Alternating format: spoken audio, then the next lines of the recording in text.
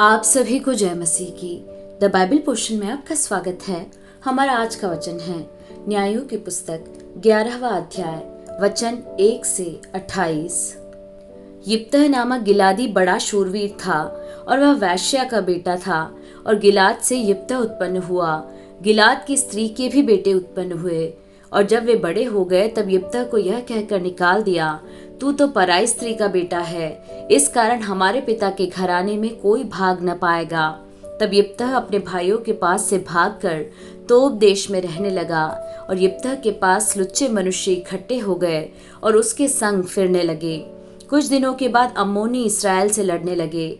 जब अम्मोनी इसराइल से लड़ते थे तब गिलाद के वृद्ध लोग यिप्तह को तोब देश से ले आने को गए और यिप्तह से कहा, चलकर हमारा प्रधान हो जा कि हम अम्मोनियों से लड़ सके। यिप्तह ने गिलाद के वृद्ध लोगों से कहा, क्या तुमने मुझसे बैर करके मुझे मेरे पिता के घर से निकाल न दिया था? फिर अब संकट में पड़कर मेरे पास क्यों आए हो? गिलाद के वृद्ध लोगों ने यिप्तह से कहा, इस कारण हम अब तेरी ओर फिरे हैं कि तू हमारे संग चलकर अम्मोनियों से लड़े, तब तू हमारी ओर से गिलाद के सब निवासियों का प्रधान ठहरेगा।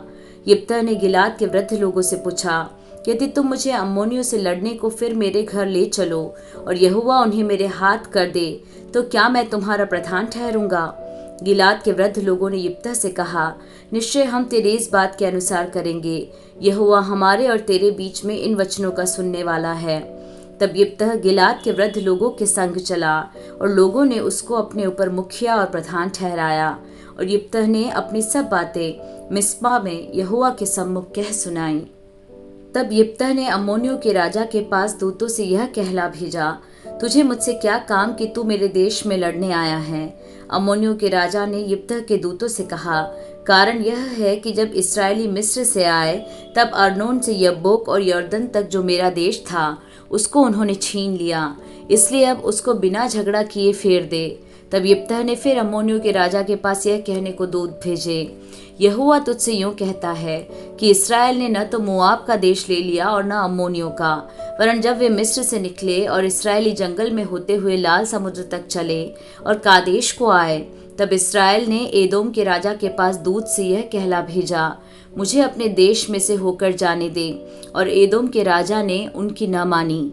इसी रीति उसने मोआब के राजा से भी कहला भेजा और उसने भी न माना, इसलिए इस्राएल कादेश में रह गया। तब उसने जंगल में चलते चलते एदोम और मोआब दोनों देशों के बाहर बाहर घूमकर मोआब देश के पूर्व की ओर से आकर अर्नोन के इसी पार अपने डेरे डाले और मोआब की सीमा के भीतर न गया, क्योंकि मोआब की सीमा अर्नोन थी। फिर इस्राएल ने एमोरियों के राजा सीहोन के पास, जो हेशबोन का राजा था, दूतों से यह कहला भेजा, हमें अपने देश में से होकर हमारे स्थान को जाने दे।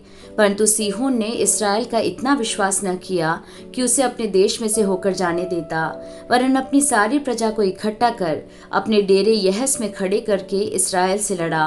और इस्राएल के परमेश्वर यहोवा ने सीहोन को सारी प्रजा समेत इस्राएल के हाथ में कर दिया और उन्होंने उनको मार लिया। इसलिए इस्राएल उस देश के निवासी एमोरियों के सारे देश का अधिकारी हो गया, अर्थात वह अर्नोन से यब्बोक तक और जंगल से ले यरदन तक एमोरियों के सारे देश का अधिकारी हो गया। इसलिए अब इस्राएल के परमेश्वर यहोवा ने अपनी इस्राएली प्रजा के सामने से एमोरियों को उनके देश में निकाल दिया है। फिर क्या तू उसका अधिकारी होने पाएगा? क्या तू उसका अधिकारी न होगा जिसका तेरा कमोश देवता तुझे अधिकारी कर दे? इसी प्रकार से जिन लोगों को हमारा परमेश्वर यहोवा हमारे सामने से निकाले, उनके देश के अधिकारी हम होंगे। फिर क्या तू मोआब के राजा सिप्पोर के पुत्र बालाक से कुछ अच्छा है? क्या उसने कभी इसराइलियों से कुछ भी झगड़ा किया? क्या वह उनसे कभी लड़ा?